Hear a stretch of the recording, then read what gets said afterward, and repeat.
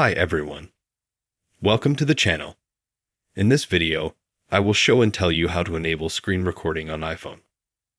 Please subscribe to the channel, like it, watch this video to the end. Let's get started. To do this, you need to go to Settings on your iPhone or iPad. Scroll down to the bottom. Open the Control Center tab, and then you scroll down and you'll find screen recording right down here at the bottom. Click the plus sign. Add it to the control center so it's right there. And then you exit. You pull the curtain down in the right-hand corner. And there's this dot at the bottom. Click on it. Choose which application you want your video to be saved to, whether you want the microphone turned on or not. And click Start Recording. It's counting down 3, 2, 1. Then we started recording the screen of our iPhone.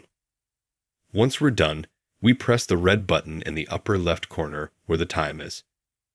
And press stop. The time is up. Now we click on our video.